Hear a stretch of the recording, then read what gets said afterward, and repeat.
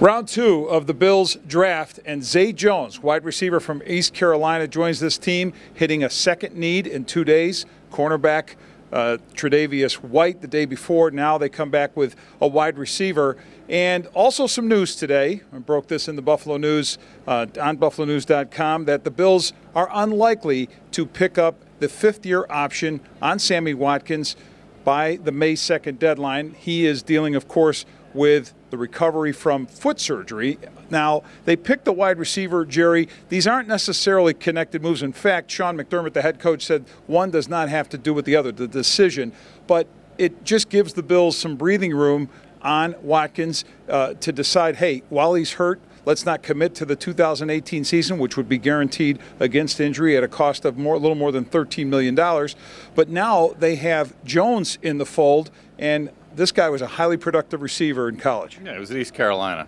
I'm a skeptic. I mean, when's the last time they drafted a #1 receiver in the second round? They get the likes of Josh Reed, Woods, James Hardy.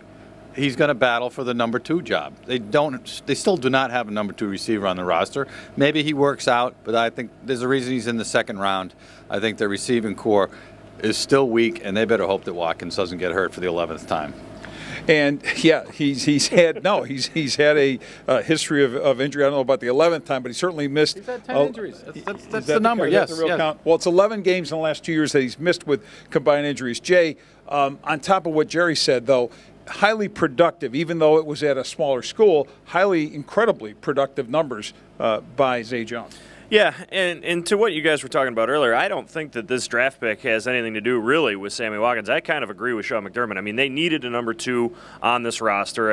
Next to cornerback, it might have been the biggest hole. So now they're 2 for 2 in terms of filling holes on this roster. So you can look at the draft from that perspective and say, so far, job well done. I think Jones is going to come in here. I mean, let's face it, we were talking about one Sammy Watkins foot injury away from Andre Holmes being the #1 receiver here. So Zay Jones gives them another option.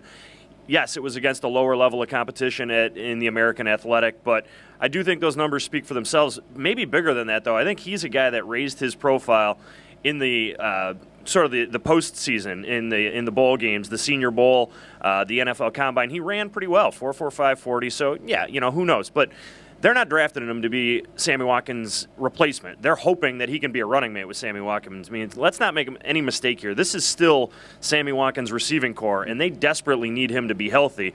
The price that they paid, and I know it wasn't this head coach that paid it, demands that Sammy Watkins produce for this team next year. That being said, though, the fact that they're not picking up his option is another sign that there's a new regime in charge here. Without question, because this wasn't the decision of Sean McDermott to make that investment in Watkins, and I see it being prudent to say, why should we commit to this year, this injury guaranteed year, while he's recovering from injury? That part makes sense. And again, they have other things they can still do to keep him on board for the long term if he's healthy and productive. He's got to get healthy first. And the other point about Zay Jones, another character guy, and an interesting comment from Sean McDermott saying that it's almost unique now to find players with good character. They believe they've gotten that with the first 2 picks of this draft. All right, check out all the material that we have cranking out at BuffaloNews.com. For Jerry Sullivan and for Jay Skursky, I'm Vic Carucci. Check back for more on BuffaloNews.com.